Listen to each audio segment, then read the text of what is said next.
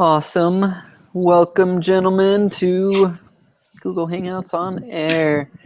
We're going to talk about Noodles and Company today. This is lesson 10, week 10 maybe. Getting close to the end.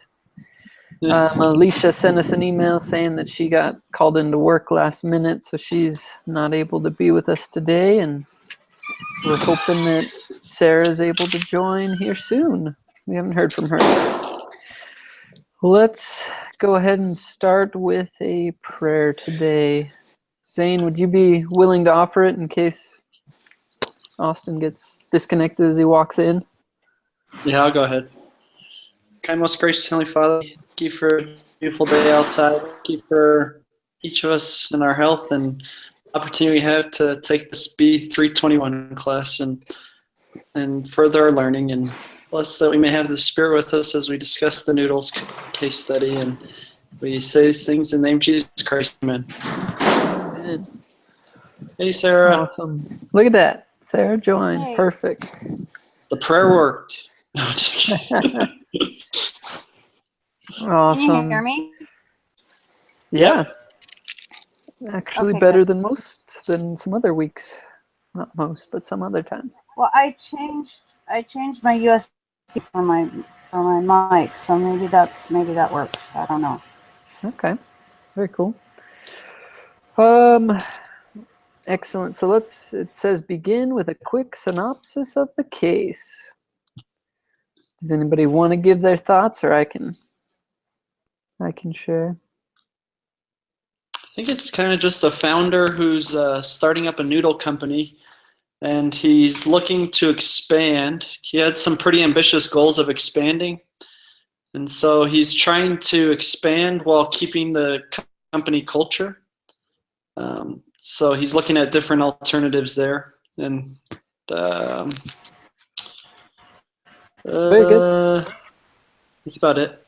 Yeah. So that is the big, point of the case study that I took away is the guy that created it, growth, and keeping the culture, like those points.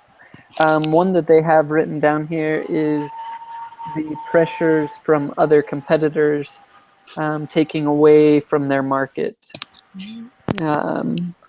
which is true. In my write-up, I didn't talk about that at all. I went a different direction. But very good. So along that same line,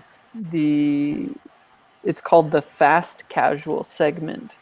What in the story or in the case study, what does the fast casual segment refer to? So it's like To fast. me, Let's go Sarah, since Zane already commented. Yeah, too much. Thanks, man. to me, it's like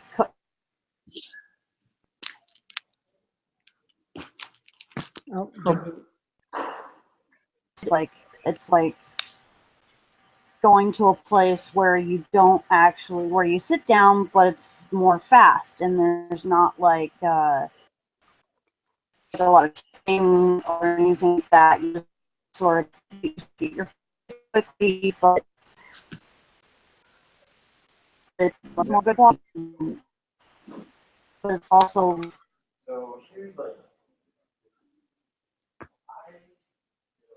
Yeah. I lost her. better quality. Yeah. So it's a faster pace, decent quality food, cheaper price. It's kind of the middle range between like a McDonald's versus like a steakhouse or something. Yeah, it was like a hybrid between the two. Yeah, that's a good way to say it. What? Well, going off of that though. Yeah, go ahead. So my dad actually works for Wendy's, so Okay. he knows this market very well, and he was saying that to most consumers, fast food is fast food. They don't really know about casual fast food. They kind of just lump it all into one. And so even though like their business model of being a casual fast food And even in the industry, like being considered a casual fast food, they're still in the market with top dogs like Wendy's and McDonald's. And so a lot of people don't differentiate fast food's fast food. If they can get their food in less than 10 minutes, then they consider it fast food, which I thought was pretty interesting with what my dad had to say. That's a good point. Yeah. I'd agree with that logic. I think I'm guilty of that. I mean, whether I'm sitting down or I'm, ordering it through a drive-through, if it's fast food, like the quality, doesn't really matter to me. It's fast. Here we go. Whereas, like, quality matters in my to me. mind, like a Texas Roadhouse is a sit down and you stay, and that's the evening. It's, you spend an hour there. So I could be guilty of that. So, in this fast casual or non-existent middle ground, We can say fast casual. He was just saying a lot of people don't know about the differences. yeah, Yeah. for sure. Well, we do now. Yeah. I heard about it. Yeah. Well, there's some. The way it's phrased is it's a question, but honestly, I wouldn't be able to pull these numbers out. It asks, what are the challenges facing Noodles and Company? And I think we've kind of discussed that. They're in a growing market and other, exactly what Austin's saying, that the consumers don't differentiate very well. And so that's, they're going to go for wherever they can get a meal. It says that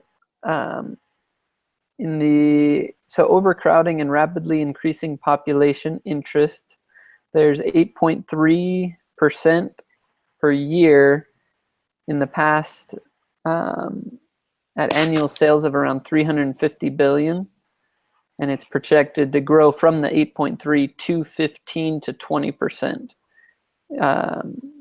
increasing 5 billion each year. So the market is definitely growing, but so are the competitors. Like, more people are trying to get in on that niche, which is, fun, interesting little numbers is all. So speaking specifically to Noodles and Company, what is the issue here with this case? What challenges are they facing? I think one of the things that I thought was one of their big challenges is whether they should jump into the market really quickly or just, sort of hang back a little bit. Like they were talking about, get in really quick, jump off right off the gun and get in there really quick. They want to be first, or if they want to be the best. Hang back a little bit and make sure that they've got the quality and they've got, their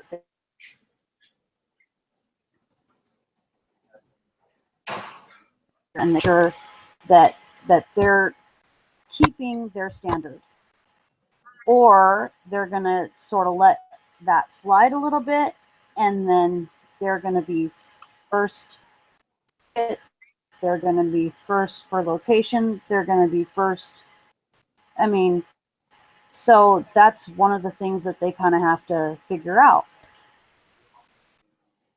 Very good. So that's actually a follow-up question. So you're stealing my thunder, Sarah. But good job. Sorry. Another part of the question is, what are some advantages and disadvantages? So I think you mentioned quite a few of the advantages, like for each. Maybe we could spend a second or a minute on some of the disadvantages, or if anyone has an advantage, you can throw that out there too. I think Sarah just did a great job explaining it. I'm sorry. So we're talking about disadvantage still? Yes. Disadvantage, I think they're in a popular segment with that fast food thing. And so I don't know about when you go into an industry, I would think that you wouldn't want to have to compete with a bunch of other people. I think competition gets dangerous and starts driving down prices, and it's just kind of a race to the bottom. So it's nice to have something where you could kind of stand out. Luckily with noodles, I can't really think of too many fast food noodle companies, which is a little niche. Does anyone know of fast food noodle companies that are in that? Well, I think their biggest competition is Payway. They're right there. Pele? They're Asian, and they're right there with them. I was thinking Panda Express is another one. Oh, Panda. Yeah. Oh, I didn't think of that one. Fast food, but Payway is also another.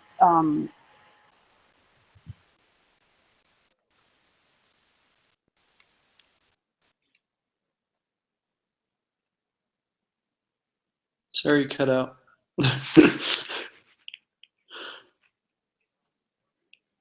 Okay. Well, Um, go ahead, one of Austin. one of the disadvantages, I think, is in my paper I said franchising can be an advantage and a disadvantage, and here's why. Just because when you franchise your restaurant, like for instance, your main thing is they're unlike any other restaurant, and that's true. And they're all about the customer experience, and they're all about the quality. But as soon as you start franchising, then you lose that control because other people are, franchise owners. And so then you have to spend money to hire someone to look over that whole, look over the quality control of all the franchises. So it ends up being more money. And when, I was looking at the figures, so they were projected that the fast food industry would be at $350 billion, and their revenues were 50 million. So you're talking, little segment of that market. So that could be a disadvantage for them, is the cost. The way to grow and the way to get more of that market share would be to franchise, but you do lose the quality control that they want. That's true. How does I've read about like how McDonald's and all those other fast food, because they're all franchised out so they could grow. And I think they just have people at the top that set kind of like the prices and things of that nature, and then they kind of dish out all the information to the franchisees. So it's kind of like, even if you're a franchisor, you buy like a McDonald's, you still get kind of orders from the top on price setting and things of that nature to maintain some uniformity, kind of like the church does, where the same lessons are throughout the world. We're all taught the same thing on Sunday. Franchises, I think run along that same business model. Yeah, and so with my dad, pricing, you can vary, and they vary depending on where your market is. Yeah. But something interesting is, at least with Wendy's and McDonald's, you have to, if you're planning on doing a franchise, if you want to become a franchise owner of Wendy's or McDonald's, you have to have a minimum of 20 in order to get that ability to actually franchise. You have to own 20 of them? Yeah, so not all at once. You have to come up with a 10-year plan to roll out 20 McDonald's or Wendy's. Moly. That's great. So my dad's company, he owned over 300 franchises of Wendy's across the United States. But 300? Yeah. And Dude, so that's a lot. Yeah, so his company owned the largest amount of Wendy's, like franchise Wendy's. And so, but yeah, they with big people, with big fast food restaurants, you have to have a minimum amount of restaurants. And for Wendy's and McDonald's, it was around the 20 restaurant within a 10-year period. That's wild. Do they kick you out of the franchise if you don't have that many by the 10 years? So they don't kick you out. They assess a penalty fee every year that you don't have it. So if you don't, at the end of 10 years, if you don't have their minimum, then you have to pay a fee, because for them, they'd be losing money, you know, and by not having that. So you have to basically pay them a fee to do it. But most franchise people, and like with Jimmy John's, you know, you only have to do 3. I think that's their minimum that you have to do. But I mean, so it's every company's different, but That's crazy, man. So yeah, I'm reeling in that.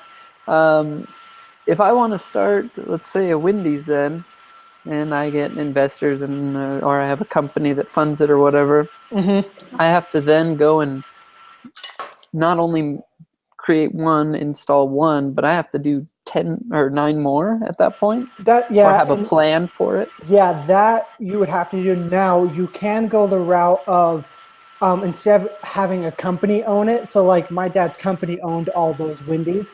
You could just Wendy's International. You can go to Wendy's and say, hey, I want to open up a Wendy's, and they'll just do it under their business. So you don't have to set up. If you're only going to do less than 20, then they shoot you to Wendy's International to be like, okay, I only want to open up like 5 restaurants, and then you'll be under Wendy's International, like stock and that stuff. That's interesting.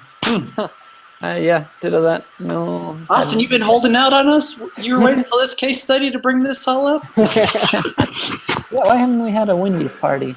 Just kidding. Okay, so very good. We've talked about advantages and disadvantages of being first or best to market. We started talking a little bit about that one. So let's backtrack a little bit for a minute. What's his name? Adam Kennedy? Aaron Kennedy, I think.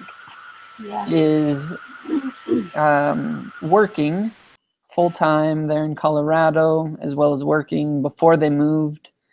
And at the same time, he starts having this idea, and he starts spending time on Noodles and Company. And so the question is working full-time as an employee while developing a new business a good idea or bad idea? I think it was okay. He told the people he worked for exactly what he was doing. He made no secret about what he was doing. So right up front, his plans, he let them know, I'm going to work for you and I'm going to do my best. And he brought them something huge. He brought them the Denver Broncos. Seriously? Yeah. Like a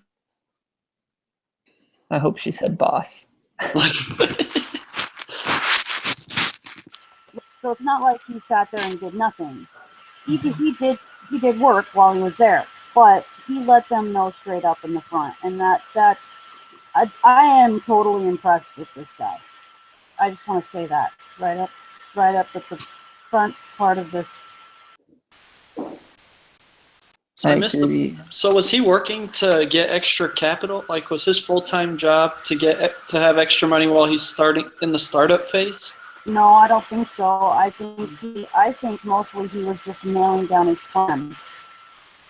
And then he was gathering like his resources and capital, but just sort of, nailing down the whole plan and his ideas and all that stuff. He had also just recently moved, so there's expenses in moving, and yeah, that's what I figured. I agree with Sarah. The vibe I got was not like his working wasn't 100% going towards Noodles and Company someday. It was more, okay, I got to provide and keep living while my wife starts this new job, kind of get our feet under us, get acclimated in Colorado, just get settled. Yeah. That's how I took it, at least. Build up some savings maybe, so that, all right, I'm going to quit and go into a dry spell. I could see that. That's too risky to not have any income coming in for a while with a family and all that. Well, his wife was working, so, Yeah. She was there, but yeah, I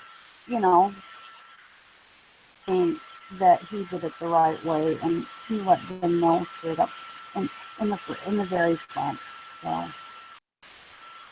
I think it was okay how he did it. I think Bill Gates said with his company, with Microsoft, he always wanted to make sure he'd have at least 1 year of payroll on hand ahead of time. So in case something happened, he could at least pay his employees for 1 year before he gets additional capital. That's what they say you should do. You should have at least 6 months. Yeah. So 1 year is much better, but 6 months is what you should have. Yeah.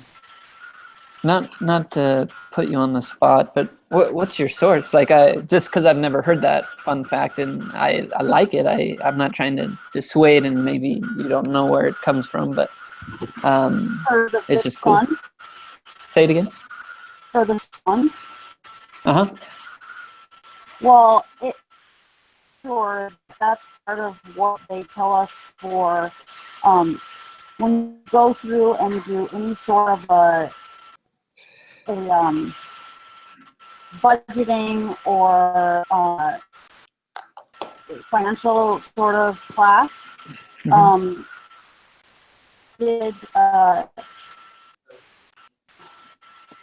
Trying to remember.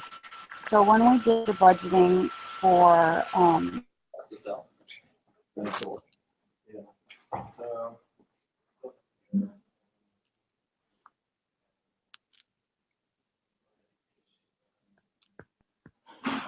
they tell you how much you need to have for savings and all of that. They tell you that you're supposed to have savings.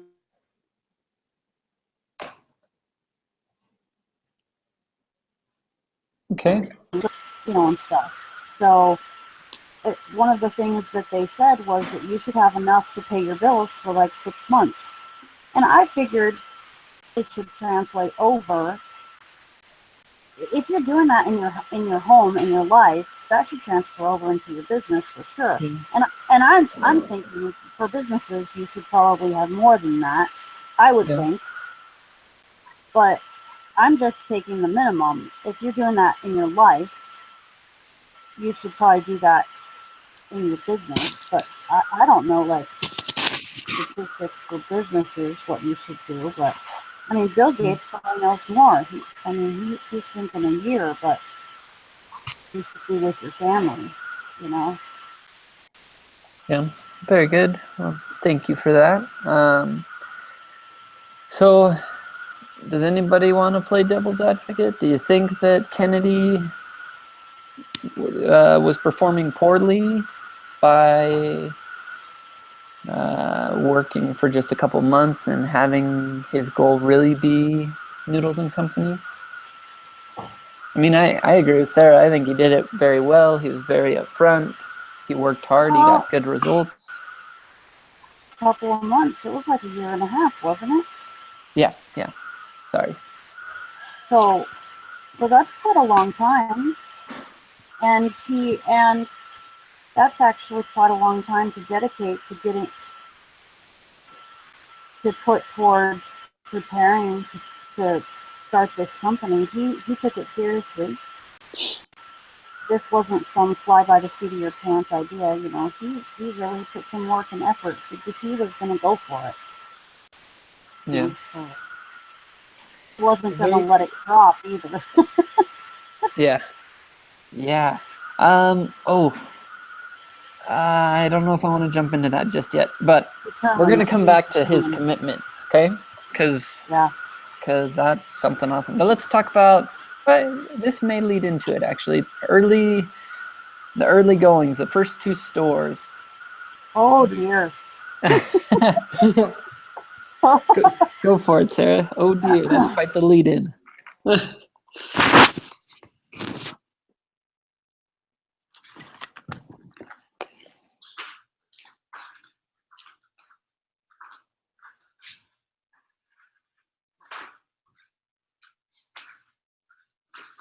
Okay, maybe not.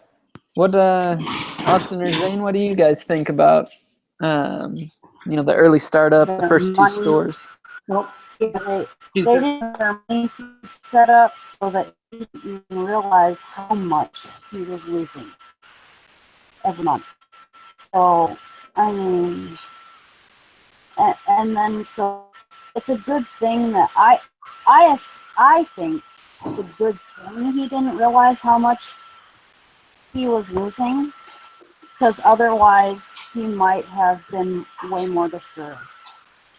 So maybe that was a good thing. But man, they lost a lot of money. Just a stinker. Oh, the first year was just not good. Awful.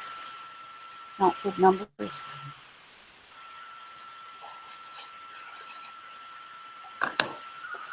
What do you guys think about having the stores in such two different markets or locations? Like the one was Well, in Madison. I'm drawing a and blank then now. the other one was in, isn't it in Boulder, and one was in Madison. Yeah, something like that, I think.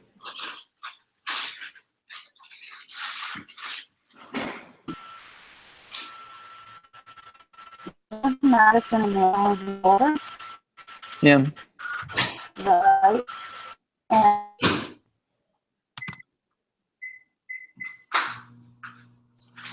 Madison one is better actually than his first store. But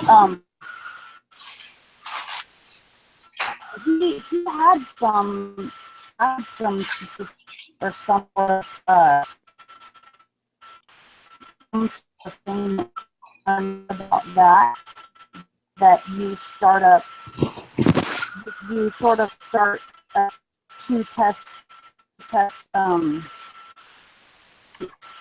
see how it was going to go. That you start two of them in two different places, so that you just get a real idea of how it's really gonna work. So I don't know. I think it was okay. But I think it was ultimately a good thing because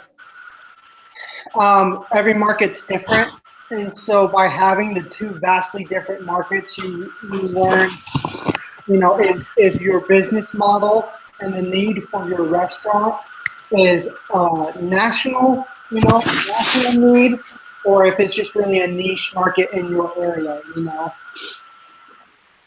Yeah. I think my 2 cents on it is, for the sake of the business, I'm sure it was great. It was like you're saying, Austin is able to branch out and get it into less of a niche and more into what everybody wants. I think it probably cost quite a bit of time in commuting and traveling and trying to stay on top of both. So maybe it cost some time at home. But that's kind of my 2 thoughts on it. Other thoughts on early startup, like going in and painting. They had a meeting where they all sat down and they had like that was the turning point. 16, 15 things that they walked out of the meeting with, and everybody had like action items. Yeah, they had 15 weaknesses. Yeah. I thought that was a awesome stepping stone. Yeah, that was the turning point. They had 15 weaknesses that he identified, but that was good because they sat down, took me right back down to the Deed of Trust book, because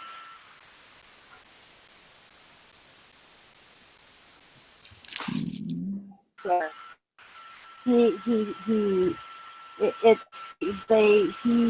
read it and he went straight to the reality of the situation. So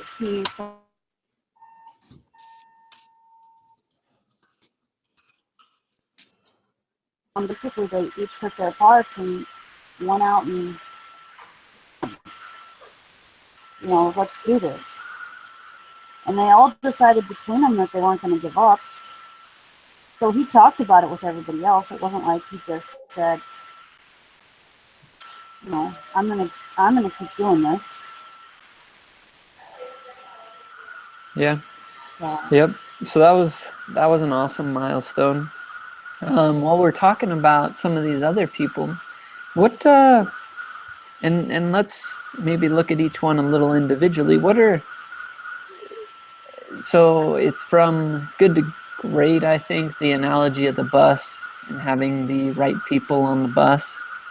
Yep. What are some examples of having the right people on this bus, like making Noodles and Company take off? And like, I don't know, I don't know if lucky's the right word, but they got some really key big home run hitters that like really helped this take off.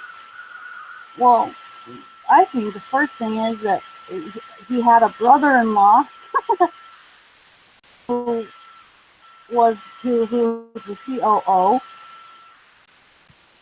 who did that job and who stayed on to do that job. Well, his mother-in-law introduced him to the guy who ended up being the chef dude, who did the recipes. What is it, Serafina? How do you say that name? Seraphim? Seraphim. There you go. And and then he came across some really great people, and yeah, he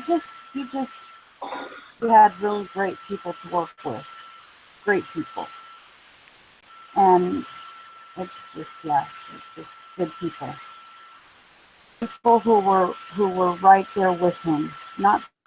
This was not a case of the One people man were show. like, they were right there with him, saying, "Okay, we get it. We're here with you." Yeah. Zane or Austin, do you have any thoughts on any of those key players? I think each of them added a pretty good role to the case. So, like you said, I think they did get super lucky that they're able to start off with some superstars right off the bat. I think that's key in the growing phase, to have some people that really can help help you launch the company from startup to a more established company. And so, yeah, I think they got lucky. that is one of the things that Jim Collins says in his book, Good to Great, that most of the people who have great companies, most of it's a luck. They don't attribute it to themselves at all. They attribute it to luck. But that those type of people, like Kennedy, who are those quote unquote type of people, they attract types of people to themselves. Yeah. Great type of people to themselves. They just do. They consider it to be lucky, but they attract those. They're like magnets. Yeah. So I'd like to throw out there Mary Beth Lewis, like as one of those people that's attracted. She was the CFO at Wild Oats, and then she came here and was the CFO. And Wild Oats, while she was there, went from 8 stores to 100. And so she like went through that whole process, helped that company grow, then came to Noodles and Company and did the whole process all over again, basically. So she's another, home run hitter. Both, so Kmar, I don't know, Ken. He had 20 years in the restaurant industry.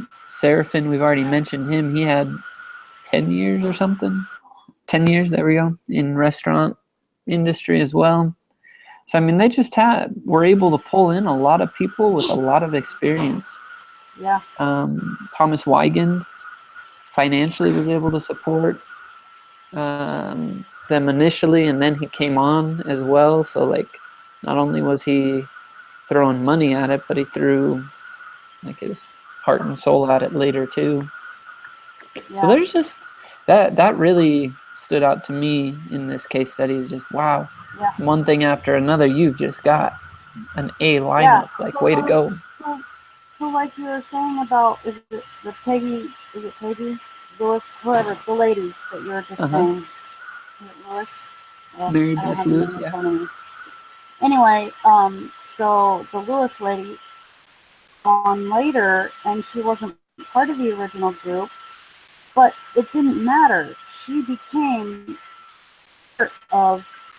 She went right in. She gelled. She wasn't an outsider. She became part of what it was, and that is something that just doesn't normally happen. She became part of what sucked right into the jello of the thing, you know? Very good. So that leads us to the the final question. Not really. There's a couple more, but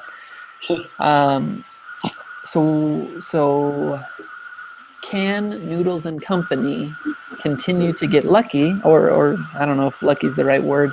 Can they continue to hire great people like Mary Beth Lewis, like Kemar, like Seraphin, like all the Wigan, all them, as they continue to grow? So the question is phrased, how should they expand? How do they plan to expand? They need a franchise. Yeah, all right. Austin votes franchise. So we can go through it for each one, like how should they grow, and then like what your thoughts are on kind of a why, I guess. So Austin, you're saying they should franchise. Yes. Why or how? Maybe how is a better question. So I'm trying to find it. Let me pull up my submission real quick. So I'll get back to me. Let me pull up my my sheet real quick because I don't have that in front of me. Deal. Zane or Sarah, you want to bail them out? I could tell you. I always have a. Go for it. I could tell you what I put.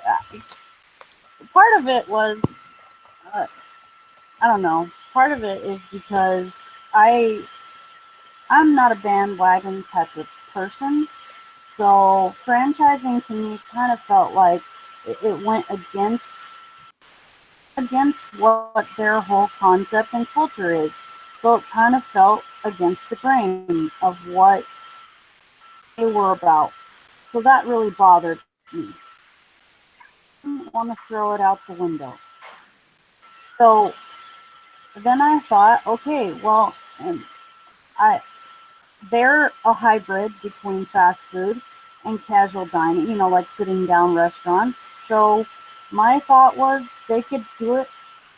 They could do some franchising, and they could do that on a valuation basis. Anyway, letting a franchise happen based on how they felt about the person and who it is that wanted to franchise, and then basically keep the rest the ownership. I was like half and half, not half and half, but so partially franchise and partially ownership, so hybrid, just like they are. My thoughts were away from the franchise mainly because. Oh, seriously. Oh. So I was thinking with the growth, I hear it's not good in business usually to have explosive growth early on, as weird as that sounds. I knew this guy, he started a business. He said he made like $150 million in 2 years.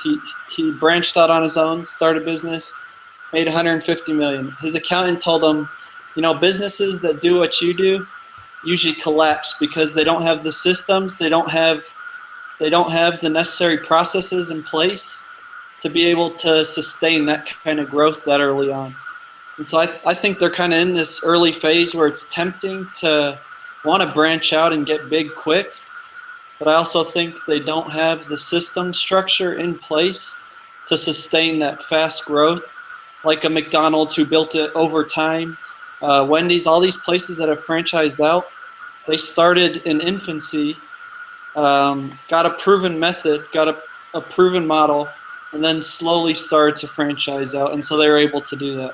But this company's a little too fresh to be seeking the fast growth like an Amazon might do or something like that nature. So I think their bread and butter is going to be slow growth, and over time, as they prove themselves more, then slowly start franchising out as they have more customers than they could take on, and they have a proven success record behind them. So that was my 2 cents on it. No, I agree with Zane. Franchising, that's over kind of, in my mind, just a long term.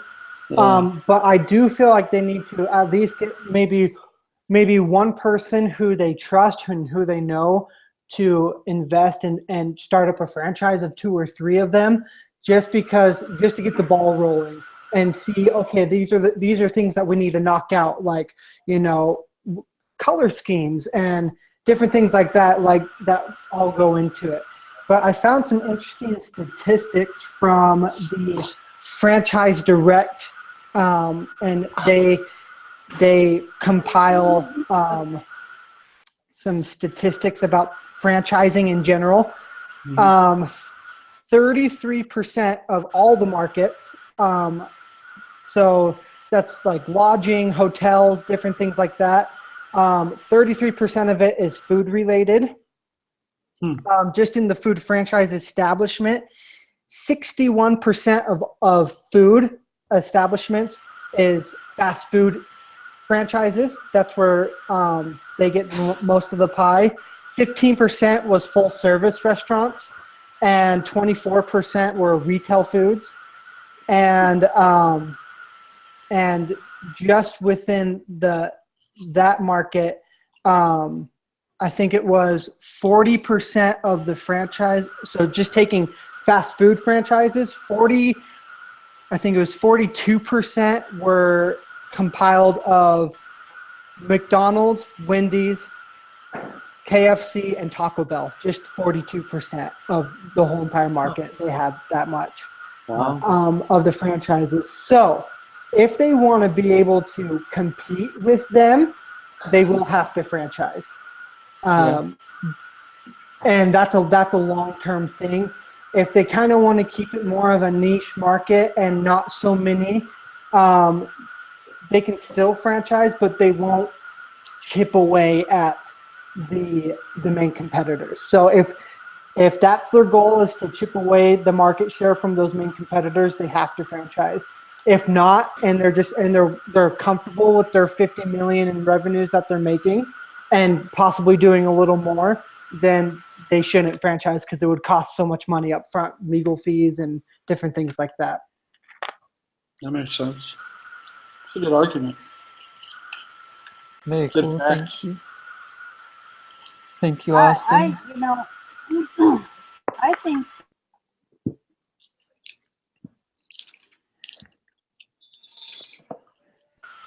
of 32 stores wasn't too much. When they showed the list on exhibit page 10 or whatever it was, whichever page it was, exhibit, they were down towards, sort of towards the middle. They weren't too bad, like on their they wanted to do within the next 5 years. So I don't know. I didn't think it was too bad. They had what's the Chipotle was like 120 that they wanted to open. So Yeah. As one of my solutions too, and in regards to not franchising, was to go after a different market than the fast food, because the fast food market just to me is just so, you've got the big players and it's just so hard to chip away at those big players. That I think instead of going casual fast food, you go casual sit down. It's to change it that way, because I feel like you have more you can get more market share by advertising it that way than fast food, because it can still be fast, but just classifying as a casual sit down instead of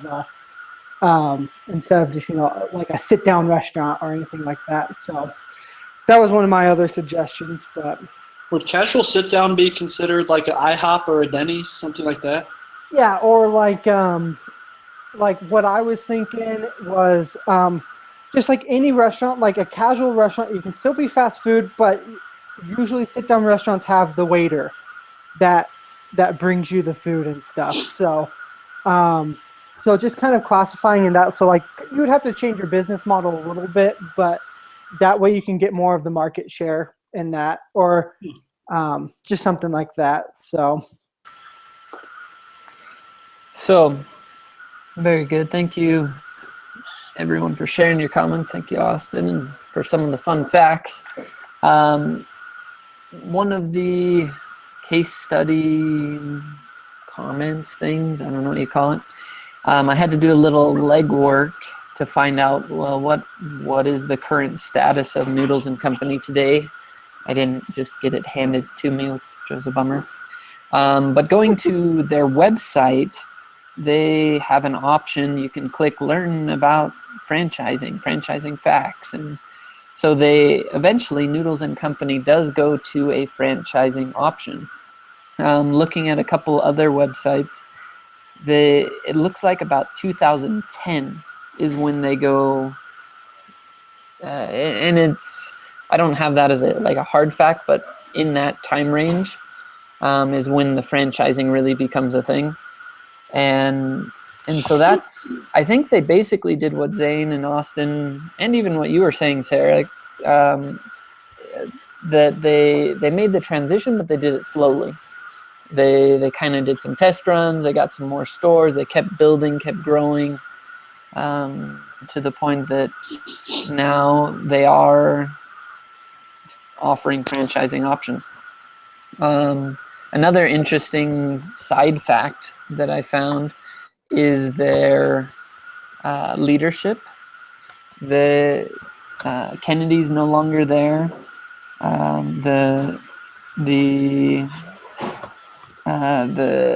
Lewis, goodness, is no longer there. Like, they basically had a turnover of a lot of those big key players, and I didn't spend the time to look and see if it's they retired or they were let go or they quit. Like, I don't know their stories. I just know that they're not there anymore, which is like, oh, interesting. They didn't put that on the company website? Yeah. No, I don't know why. Oh, and we fired our founder because he didn't want to grow, or whatever. But I doubt it.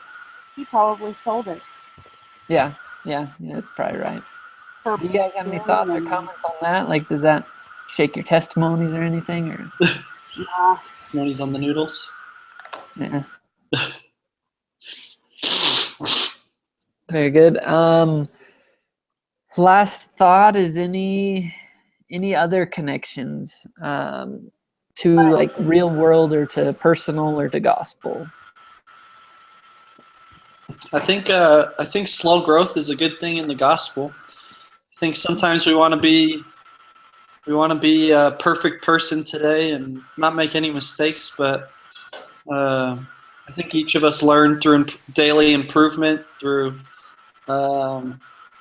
trial and error, make corrections along the way, repent as needed, and I think I don't think it's bad to have slow growth.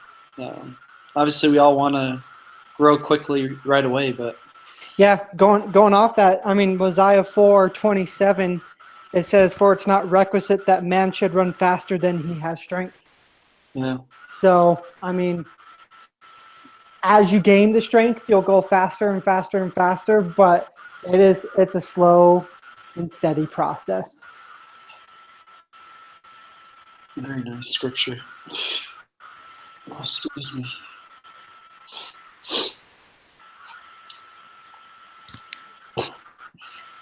Awesome. Well, thank you for the spiritual connections.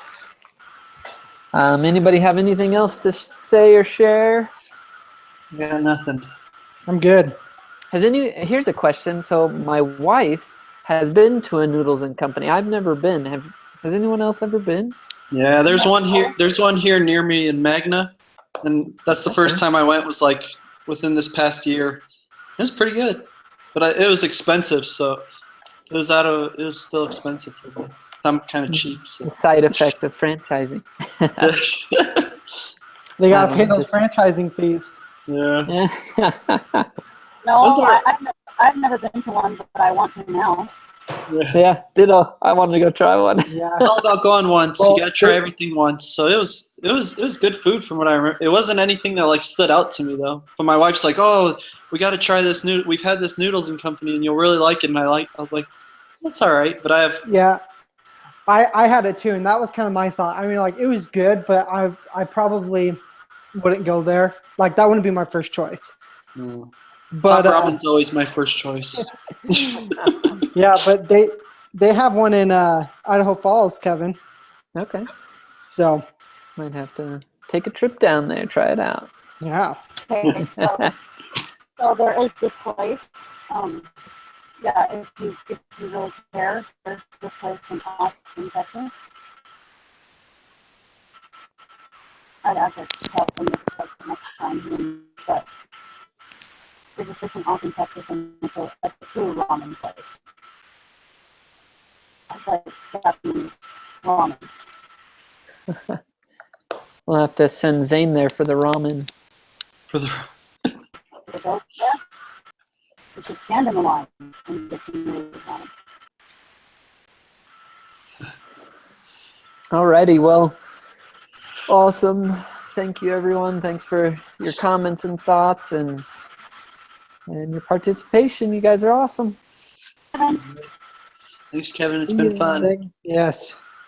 Bye bye. See you guys next week. Adios. All right.